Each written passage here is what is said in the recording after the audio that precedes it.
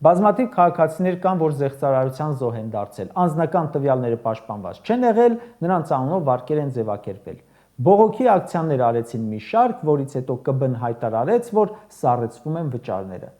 Հանցագործներին չեն բացահայտել, չեն պատժել, ու հիմա չեն էլ ասում կզրոյացնենք, ասում են կսառեցնենք մի 2 տարով, այսինքն ընտրություններից հետո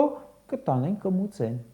Սա կարծում եմ խիստ անազնիվ է քաղաքացու նկատմամբ, բայց սիրաշահում է ընտրությունների նախաշեմին։ Տեղեկություններ են շրջանառվում, որ տարբեր համայնքներում հանդիպումների են հրավիրվում տեղահանված արցախցիներ եւ իբր ծանոթանում են նրանց խնդիրների մասին ԿՊԱ-ական համայնքապետերը։ Իհարկե ուրախ կլինեմ, որ արցախցիներին թեկուզ որպես նախընտրական քարոզարշավ ԿՊ-ն ապահովի բնակարաններով, աշխատանքով, հայրենազրկման թոշակ անգամ վճարի, բայց անազնիվ է, չէ, իրենց արածը։ ԿՊԱ-ական իշխանության մեծ ջանքերի շնորհիվ են այդ մարդիկ զրկվել հողից, հայրենիքից, տնից, ապրուստից, բերել եք, մատնել եք անտերության ու ընտրությունների նախաշեմին մտքներով տանցել են։ Մի խնդալու լուր կարդացել։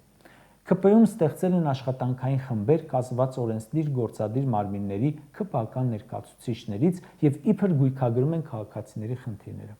Նիկոլ Փաշինյանը 2018 թվականին տարածքային կառավարման նախարարությանը կից ստեղծել էր խումբ, որը պետք է բոլոր խնդիրները գույքագրեր ու լուծեր։ Նիկոլը խոստանում էր լուծել բոլոր հարցերը, բայց այս ընթացքում այցելել է լիքը մարզեր ու ասել. մենք չենք կարող բոլոր խնդիրները լուծել, ու հիմա ընտրությունների նախաշեմին ասում են, դե կգույքագրենք, կլուծենք ձեր խնդիրները։